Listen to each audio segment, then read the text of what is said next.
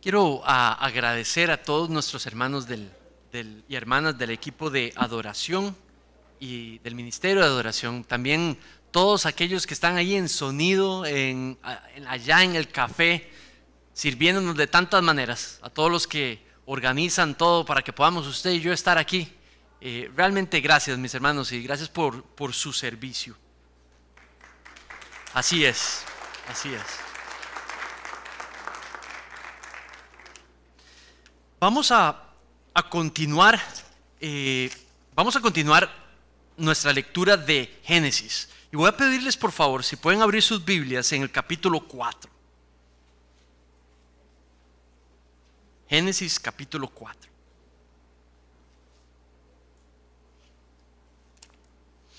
Y voy a leer desde la Nueva Versión de las Américas. Vamos a ver hoy todo el capítulo 4.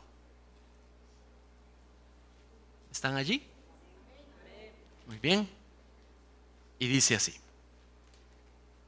y el hombre se unió a Eva, y ella concibió y dio a luz a Caín, y dijo: he adquirido varón con la ayuda del Señor. Después dio a luz a Abel su hermano, y Abel fue pastor de ovejas, y Caín fue labrador de la tierra. Al transcurrir el tiempo, Caín trajo al Señor una ofrenda del fruto de la tierra. También Abel, por su parte, trajo los primogénitos de sus ovejas y la grasa de los mismos. El Señor miró con agrado a Abel y su ofrenda, pero no miró con agrado a Caín y su ofrenda. Caín se enojó mucho y su semblante se demudó. Entonces el Señor dijo a Caín: ¿por qué estás enojado y por qué se ha demudado tu semblante? Si haces bien, no serías aceptado. Pero si no haces bien, el pecado yace a la puerta y te codicia, pero tú debes dominar. Caín dijo a su hermano Abel: vayamos al campo. Y aconteció que cuando estaban en el campo, Caín se levantó contra su hermano Abel y lo mató. Entonces el Señor dijo a Caín: ¿dónde está tu hermano Abel? Y él respondió: no sé, ¿soy acaso yo guardián de mi hermano? Y el Señor le dijo: ¿qué has hecho? La voz de la sangre de tu hermano clama a mí desde la tierra. Ahora pues, maldito eres de la tierra, que ha abierto su boca para recibir de tu mano la sangre de tu hermano. Cuando cultives el suelo, no te dará más su vigor. Vagabundo, errante serás en la tierra. Y Caín dijo al Señor: mi castigo es demasiado grande para soportarlo. Hoy me has arrojado de la superficie de la tierra, y de tu presencia me esconderé, y seré vagabundo y errante en la tierra. Y sucederá que cualquiera que me halle me va a matar. Entonces el Señor le dijo: no será así. Pues cualquiera que mate a Caín 7 veces sufrirá venganza. Y el Señor puso una señal sobre Caín para que cualquiera que lo hallara no lo matara. Y salió Caín de la presencia del Señor y se estableció en la tierra de Nod y al oriente del Edén. Y conoció Caín a su mujer, y ella concibió y dio a luz a Enoc. Caín edificó una gran ciudad y la llamó Enoc, como el nombre de su hijo. A Enoc le nació Irad. Irad fue padre de Mehujael. Mehujael fue padre de Mehusael. Y Metusael fue padre de Lamec.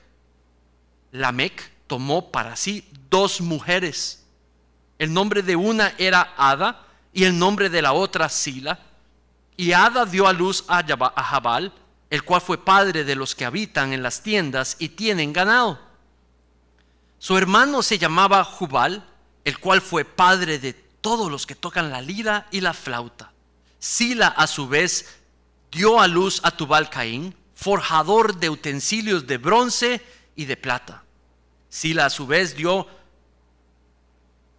y la hermana de Tubal Caín era Naama. Lamec dijo a sus mujeres: Ala y Sila, y oigan mi voz, mujeres de Lamec, presten oído a mis palabras, pues he dado a muerte a un hombre por haberme herido tan solo, y a un muchacho por haberme pegado. Si 7 veces es vengado Caín, entonces Lamec lo será 70 veces 7. Adán se unió a su mujer y ella dio a luz a un hijo y le puso por nombre Set, porque ella dijo: Dios me ha dado otro hijo en lugar de Abel, pues Caín lo mató. A Set le nació también un hijo y le puso por nombre Enos. Por ese tiempo comenzaron los hombres a invocar el nombre del Señor. Vamos a orar. Padre, pedimos tu ayuda en este momento para pedirte, Señor, que lo que busques enseñarnos en esta mañana, Señor, lo logres. Padre, nos disponemos a escuchar lo que quieres enseñarnos a través de esta historia, ya sea algo sobre ti, ya sea algo sobre nosotros, Padre, sobre nuestra relación. Glorifícate en esta mañana, haciéndonos un poquito más como Cristo para tu gloria. En el nombre de tu precioso Hijo Jesucristo, te pido esto. Amén. Este pasaje está hablando o dejándonos ver la imparable gracia de Dios. Desde el inicio podemos ver en el primer versículo cómo esto va avanzando. Sí, vimos un montón de pecado ahí en esos versículos, son un montón, y hay un montón de gente haciendo lo que les da la gana. Pero al mismo tiempo, a pesar del pecado y a pesar de esas prácticas de pecado, vemos el despliegue de la gracia de Dios de manera constante. Ahora, hay tres aspectos que quiero compartir con ustedes. Pero antes de eso, recordarles algo. Capítulo 1 al 3 nos dejan dos grupos. Capítulo 1, 2 y 3 nos permiten ver que ahora van a haber dos grupos. Grupos que van a buscar vivir de manera dependiente a Dios, y un grupo que no le va a importar eso y que va a vivir de manera independiente a Dios. No sé si usted de donde yo vengo, hay gente que si usted no escoge el equipo de fútbol correcto, le dicen: no, usted no es de nuestro equipo, y lo apartan a uno, ¿verdad?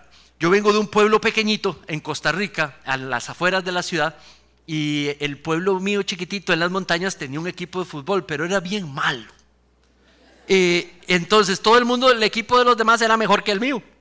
Entonces yo llegaba y me preguntaban: ¿y usted de qué equipo es? Y yo: de Uruguay, de Coronado. Y todo el mundo decía: no, ¿verdad? Y lo hacían sentir que no era. Bueno, le voy a ser sincero, hay equipos de los cuales usted no quiere ser parte, ¿verdad? Usted prefiere estar en el equipo correcto y en el bueno.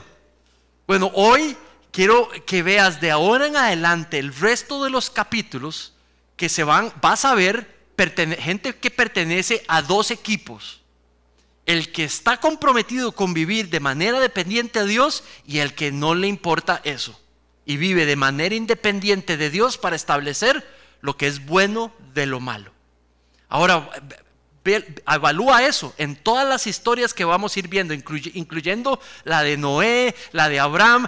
Vas a poder ver esa división, y lo que va a hacer eso es mostrarte en cada historia que aunque usted sea de uno o del otro, vas a ver el despliegue de la gracia de Dios, porque así es Él. Él es un Dios de gracia. Muy bien.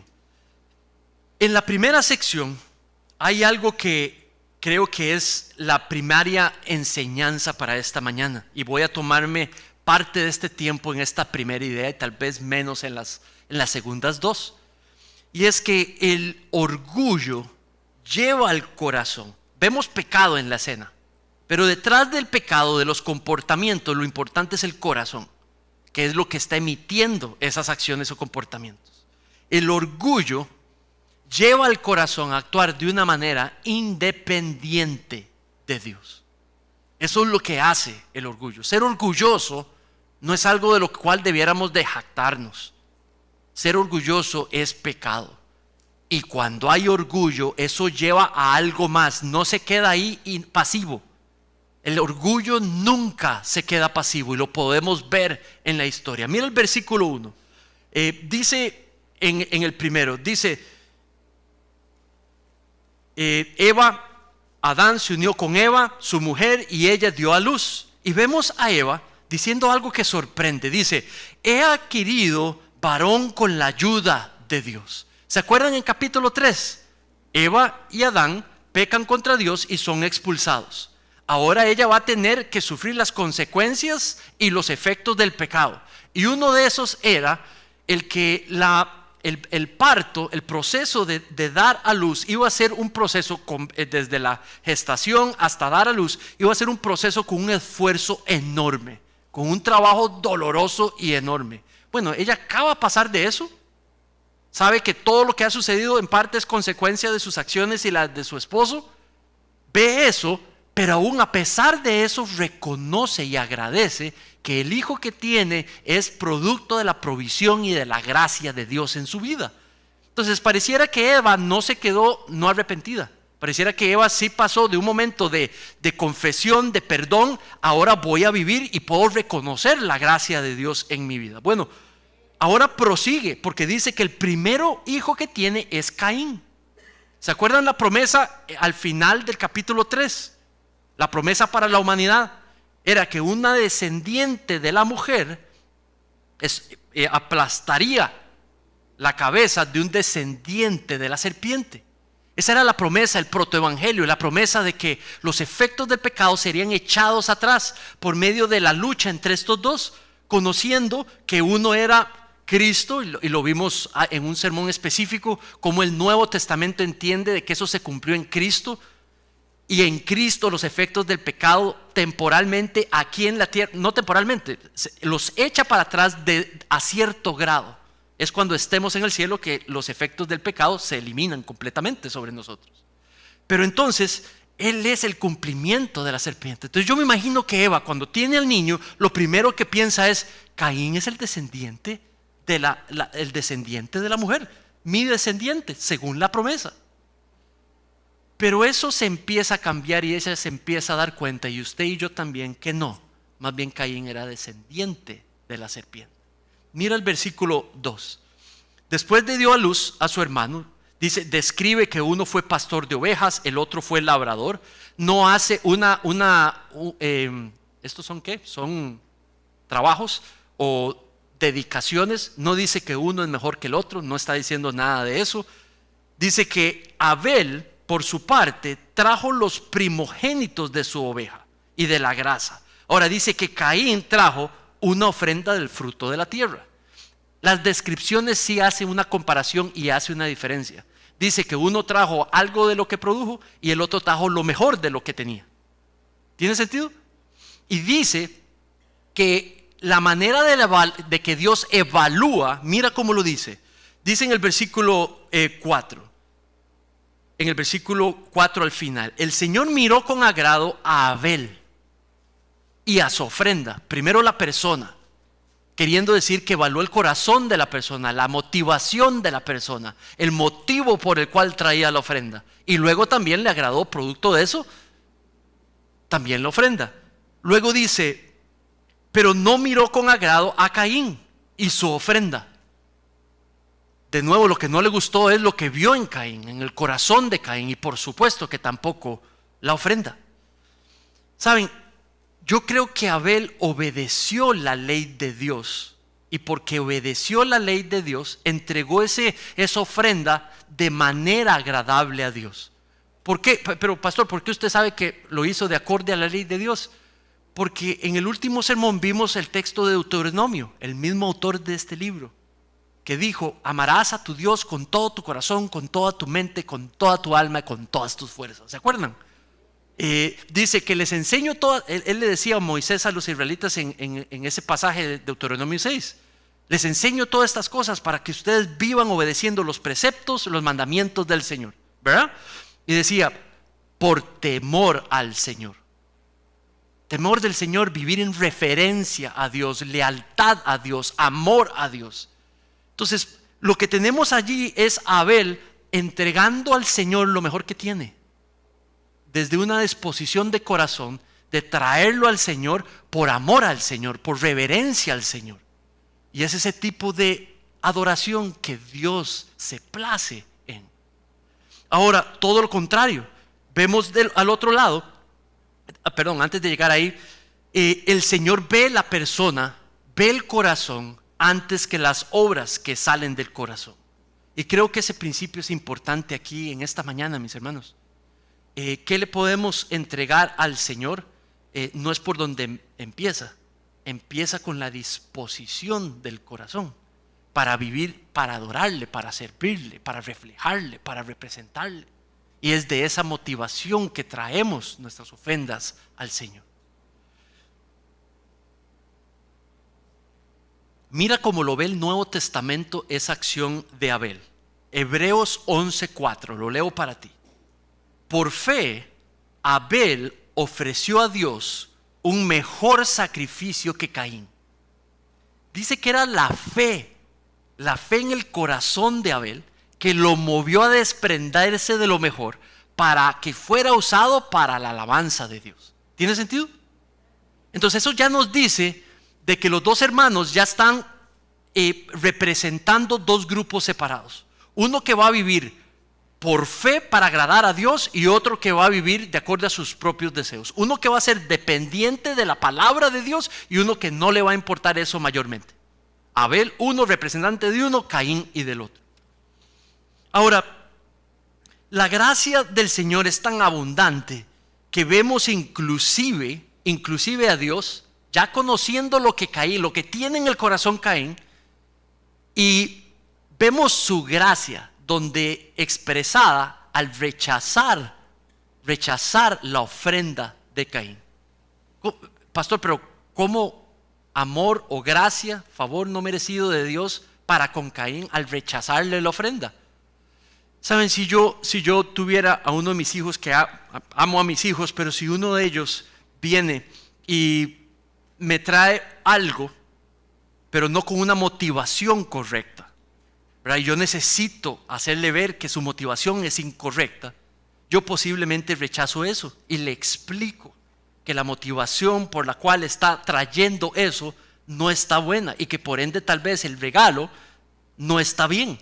Es una cuestión de poder darle una oportunidad de que le entienda y que se arrepienta, confiesa y cambie su... ¿Tiene sentido? Es una oportunidad para darle a entender que lo que está haciendo no está bien. Entonces, cuando le dice que el Señor no aceptó, no vio con ojos agradables a Caín y su ofrenda, le está dando una oportunidad a Caín de que se arrepiente y cambie, que repase por qué es que Dios rechaza su ofrenda, que lo reconsidere y que tal vez cambie su actitud o su motivación. Entonces en el versículo 5 dice que Dios no la acepta y la reacción de Caín no es arrepentimiento. La reacción de Caín no es confesión. La acción de Caín es celo ante ver que sí le aceptó a la de su hermano y se enfurece y dice que se enoja. Ahora, esto no es simple enojo. Este no es el simple enojo que vemos. Dice que esto es un enojo superior, al punto que dice que su semblante se le cambia. El versículo siguiente le dice el Señor otra vez, vuelve a hacerle otra pregunta, tratando de que vea su corazón. Y le dice, ¿por qué? Versículo 6, ¿por qué estás enojado? ¿Por qué se ha cambiado, demudado tu semblante? Versículo 7, si hicieras bien, no serías aceptado. Pero si no haces bien, el pecado yace a la puerta. Dice, y te codicia. De nuevo, dos grupos. El hijo que quiere hacer la voluntad de Dios, o sea, vivir la vida de manera dependiente a la palabra de Dios. Y el hijo que no le importa eso, que le importa él ser el que establece lo bueno de lo malo, independientemente de Dios. Entonces Dios le dice a ese segundo hijo, ¿por qué estás enojado? Si vivieras de manera dependiente a mí, no te hubiera aceptado yo Esto no es culpa de Abel, esto es tu responsabilidad. Son decisiones que has tomado. Le está confrontando el Señor. Una oportunidad más para que haya arrepentimiento. Ahora, Moisés nos deja saber algo sobre el pecado, sobre el orgullo.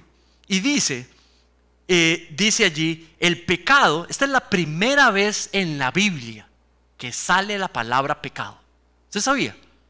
Esta es la primera vez en toda la Biblia que la palabra resalta. pecado. El pecado yace a la puerta y te codicia.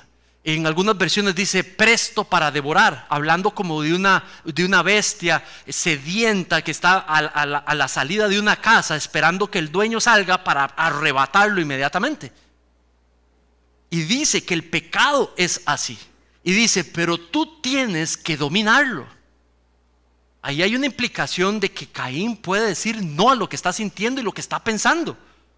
Si lo que está pensando y sintiendo es en contra de lo que Dios piensa, él tiene la capacidad de decir no. Tal y como lo hizo Abel, que está caminando de manera dependiente.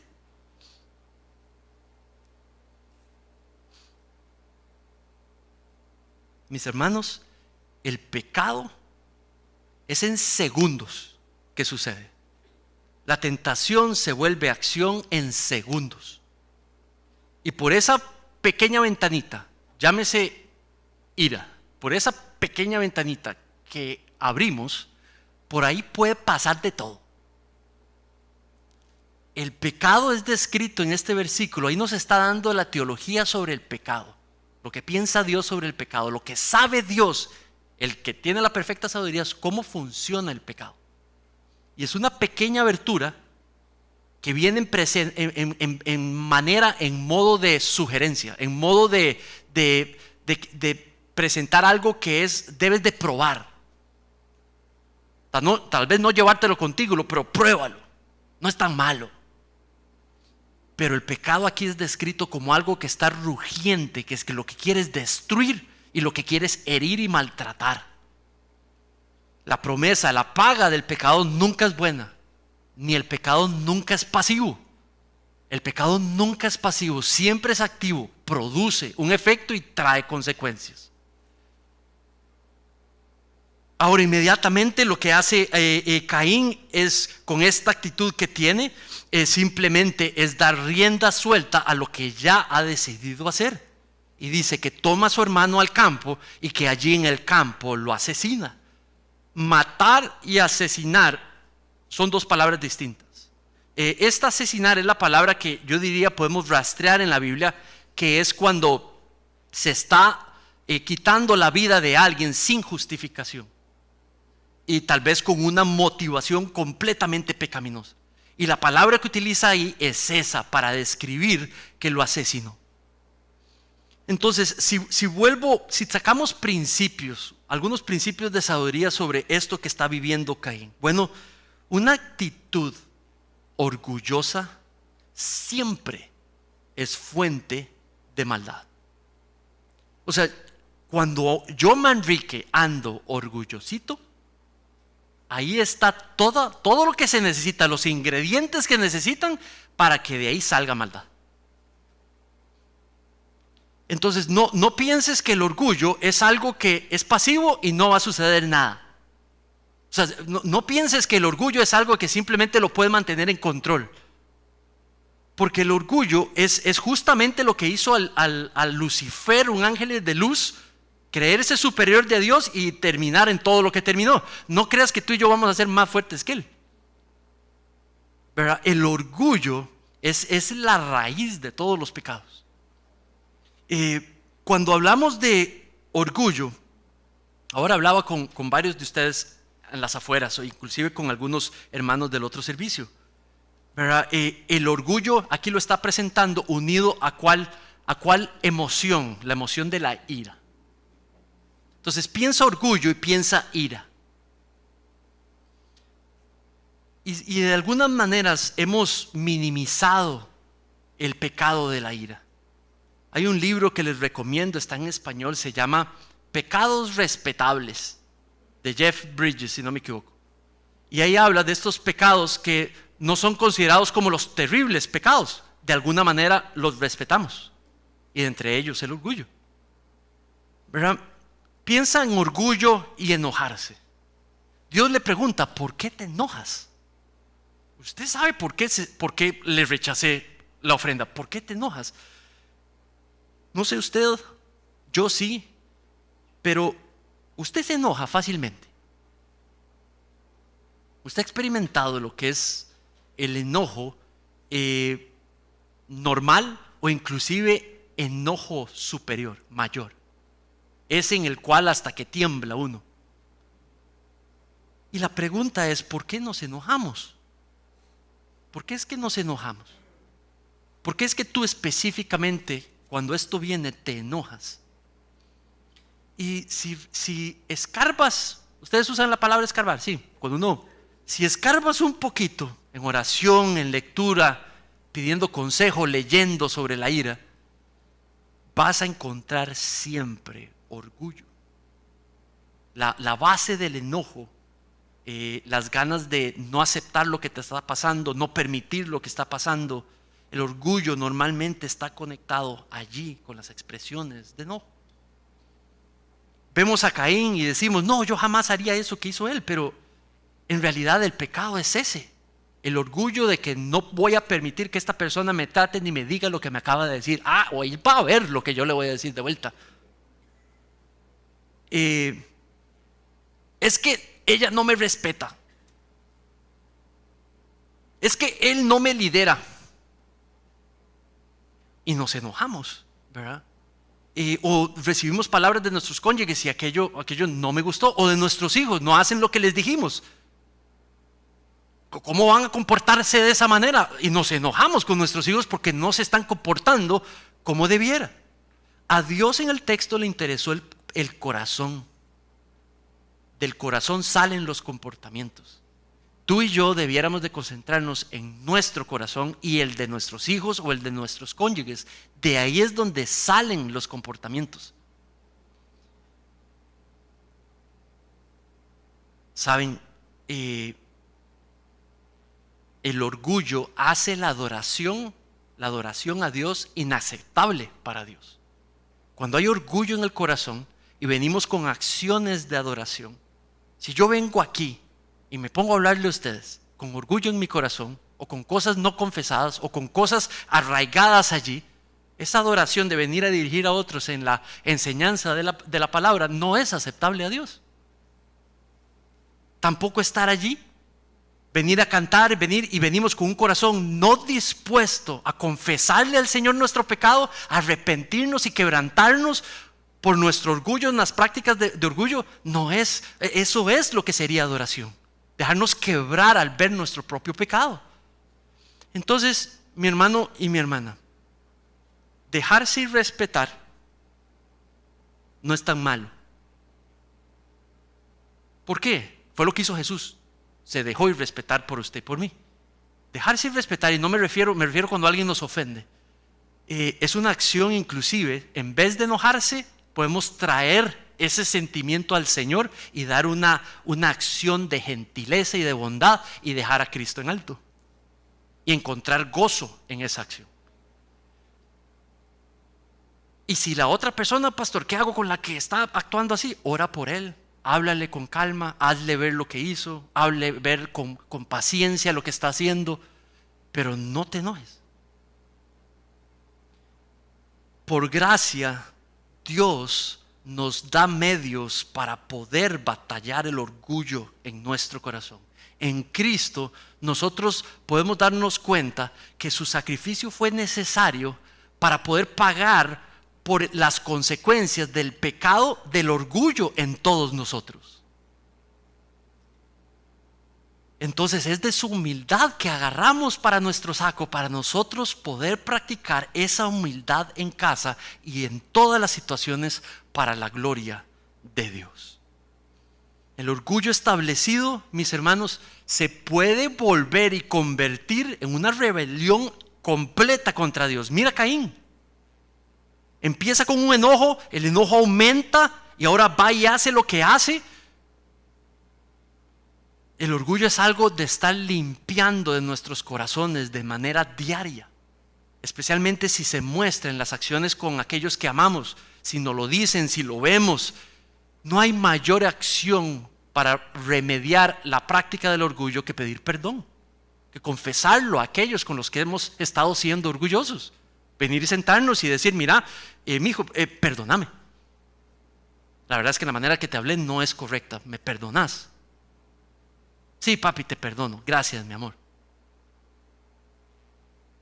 La humildad es el antídoto, la confesión, el tomar la responsabilidad de lo que dijimos, de lo que hicimos, el antídoto para poder colocarnos en una posición dependiente de Dios.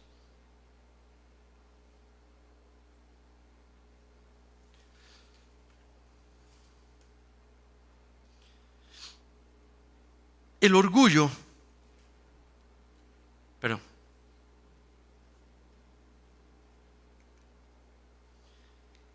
El orgullo lleva a una establecida rebelión contra Dios. Mira el versículo 17. Ahora va a presentar lo que sucede a las siguientes 7 generaciones descendientes de Caín. Entonces Dios es la primera vez que vemos una maldición. Dios maldice una persona. Es la primera vez que sucede. En los capítulos anteriores fue a la serpiente y a las cosas, pero nunca una persona. Ahora esta es la primera persona sobre la cual recae esa maldición. Y vemos allí cómo va creciendo poco a poco. Mira el versículo 17. Y conoció Caín a su mujer, y ella recibió y dio a luz Enoc. Y dice que Caín edificó una ciudad y la llamó Enoc, como el nombre de su hijo. Y empieza a describir cómo de esa ciudad peca contra Dios, se rebela contra Dios, es expulsado de la presencia de Dios, es expulsado de la tierra que estaba lista para ser cultivada. Ahora entra en una situación donde va a ser un errante constante. Este tipo no se va a poder establecer de manera permanente, porque de una u otra manera no lo explica, va a estar errante de lugar en lugar. Entonces trata de ir en contra de lo que ya Dios estableció y trata de construir una ciudad. Quiere que su nombre, el de su hijo, permanezca fuerte y conocible por generación en generación, y le llama a esa ciudad el nombre de su hijo. Quiere ser reconocido, quiere ser recordado, quiere ser de alguna manera respetado. Ahora dice que de esa ciudad están las personas, empieza a haber crecimiento, empieza a haber como desarrollo. El primer desarrollo dice que se vuelven expertos en cómo manejar el ganado y cómo reproducirlo. Dice que también empiezan a desarrollar aspectos de cultura como música, instrumentos. Dice que se vuelven expertos en el desarrollo de lo que es el manejo de lo que son los metales para poder producir utensilios o herramientas. Ahora, pausa. Porque ahí haya desarrollo, gran crecimiento y grandes cosas. Recuerden el equipo al que pertenece esta gente, viviendo la vida de manera independiente a Dios. De ahí no sale mayor cosa buena. Esto es un grupo específico que está creciendo y desarrollándose de manera independiente a Dios. Y si pueden hacer algo es porque Dios sigue desplegando su gracia general sobre ellos. Ahora, esta gente lo que empieza a crecer es para envanecerse a sí mismo y proclamarse como capaces de hacer todos estos grandes logros que pueden hacer. Ahora, ¿cómo sé yo que lo están haciendo de manera independiente y no para la gloria de Dios? Mira los 2 primeros resultados. Número 1, el diseño del matrimonio lo despedazan. Dice que este hombre, Lamec, toma 2 mujeres, toma 2 como sus esposas, en contraria rebeldía a Dios. Lo que Dios había generado, había diseñado para que se volviera una sola unidad, para que en el futuro pudiera expresar la unidad entre Cristo y su iglesia, ahora estos la destruyen. Se creen inteligentes para determinar lo que es bueno, y tener 2 esposas es lo bueno. Ahora, lo segundo que vemos allí también es se vuelve un sentido como de derecho de venganza.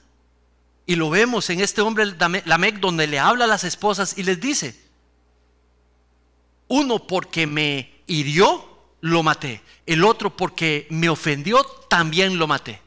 Y ahora hace como un tipo como de jactarse de su violencia, de su capacidad para tomar venganza y tomar control de las cosas y ser a los ojos de la sociedad fuerte en carácter, pero este tipo es un débil en carácter. Cero control, violencia completa. y llega y dice como una ofrenda, porque la condena contra Caín era que el que lo matara tendría que, ¿qué? 7 veces. Ahora él lo multiplica como por varias veces. Dice, no, a mí el que me mate a mí 70 y pico veces. Y es una completa ofrenda, digamos, ofensa a Dios. Ahora, ¿recuerdan lo que Mateo dijo en Mateo, si no me equivoco, capítulo 18, 19? Le pregunta a nuestro Señor Jesucristo, Señor, si alguien peca contra ti, ¿cuántas veces hay que perdonar? Y entonces él 7 veces, el mismo número que se usa aquí. Y nuestro Señor Jesucristo le responde ¿cómo? 70 veces 7. Y ves a los dos grupos. Este grupo, digamos, lleno de orgullo, el de aquí presente diciendo, si me tocas 77 veces. Y luego el grupo dependiente de Dios y ya con Cristo en sus vidas diciendo, si me tocas te perdono hasta 77 veces. Por el perdón que hemos recibido. Y ves los dos grupos separados. ¿Saben? Normalmente vemos los avances científicos y tecnológicos. ¿Sabe? Cuando yo soy nuevo aquí en esta ciudad y cuando voy a esa ciudad, al centro, y veo esos rascacielos y veo toda esa ingeniería, es algo que por mucho tiempo admiré y admiro la capacidad del ser humano de tecnológicamente subir, ¿verdad? ¡Wow! Las cosas que el ser humano ha logrado. También veo mucha cultura y veo muchas cosas de cultura, los museos, ¿verdad? Las obras de teatro, todo este montón de cultura que hay en esta mega ciudad. Lo que no puedo olvidar y lo que tú no puedes olvidar es que esa ciudad, con todos esos avances, es una ciudad, digamos, que se levanta y se sostiene hoy, no por un grupo que vive para la gloria de Dios. La cultura que nace, los avances que nacen en el contexto de un grupo que vive para entregarse a sí mismo la gloria de las cosas que tiene. No es un grupo que usted pueda dictar como alguien que vive de manera dependiente a Dios, pero lo hace de manera independiente a Dios. Todo avance producto de la inteligencia del ser humano sucede solo por la gracia de Dios. Pero cuando ese grupo humano se entrega la gloria a sí mismo y saca a Dios de esos eventos, te está diciendo la fuente de el orgullo del ser humano, que clama esta gran capacidad que tiene para hacer lo que puede hacer. Todo esto para decirte que el creyente tiene que tener cuidado cuando ama las cosas del mundo, porque las cosas del mundo parecen grandiosas e impresionantes, ¿verdad? Pero cuando observas el corazón de aquellos que hacen esas cosas impresionantes y lo que te encuentras son hombres llenos de orgullo que viven para idolatrarse, o mujeres viven para idolatrarse a sí mismos, entonces la admiración no debería ser tan grande. Y ten cuidado porque es una enorme tentación.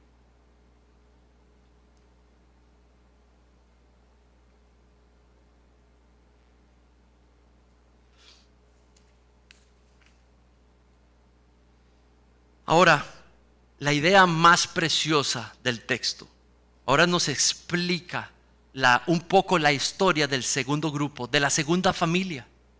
Solo nos da 2 versículos para poder conocer lo que pasó con las siguientes generaciones de la familia que decidió vivir de manera dependiente a Dios.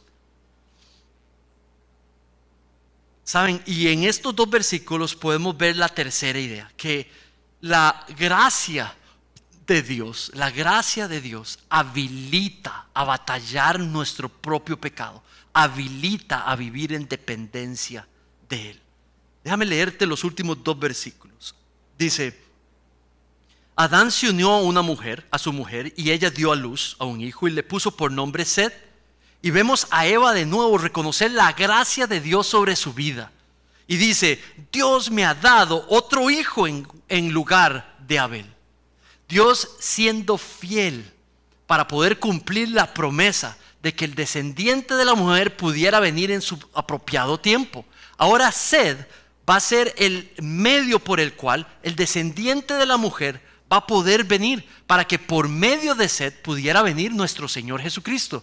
En Mateo 1, si van al primer capítulo, a los primeros versículos, lo primero que hace Mateo es mostrar que Él era el descendiente de la mujer y da el lineaje y conecta a Jesús específicamente con Sed. El descendiente de la mujer era Sed, el linaje, para que el descendiente pudiera venir específicamente. Dice luego, vemos a ella le agrada la provisión de Dios, le da gloria a la provisión de Dios. Dice que Caín me mató a este hijo, pero ahora el Señor me ha provisto. Y dice que le nace un hijo, versículo 26, y le puso de nombre Sed. Luego habla del descendiente de Sed, que es Enós, y ahora habla que a partir de Enós los hombres empiezan a invocar el nombre de Dios. Y vemos las siguientes generaciones ahora vivir de manera dependiente de Dios, dependiente de la palabra de Dios. Todo lo que veían bueno lo veían como resultado de la gracia de Dios trabajando y proveyendo en sus vidas, y por eso le daban gloria al nombre de Dios. Ellos sufrían, ellos tenían circunstancias difíciles, ellos pasaban por un montón de cosas, pero lo bueno que veían, lo veían como la provisión preciosa de la gracia de Dios. Un Dios cuya gracia nunca sucede, nunca se detiene, siempre está presente y siempre está actuando. ¿Saben? Esa en Cristo es nuestra realidad. Mira Romanos 5, 20, 21. La ley se introdujo para que abundara la transgresión. Los mandatos permiten que usted y yo nos demos cuenta que no podemos obedecerlos. Los mandatos, la ley, tenía el propósito de hacernos ver lo que honra a Dios.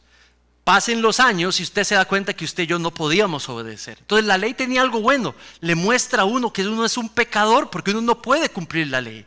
Por eso Cristo fue enviado para poder ser perfecto al cumplir la ley y poder morir en nuestro lugar y poder pagar por nuestros pecados, pero al mismo tiempo poder empoderarnos para poder cumplir la ley.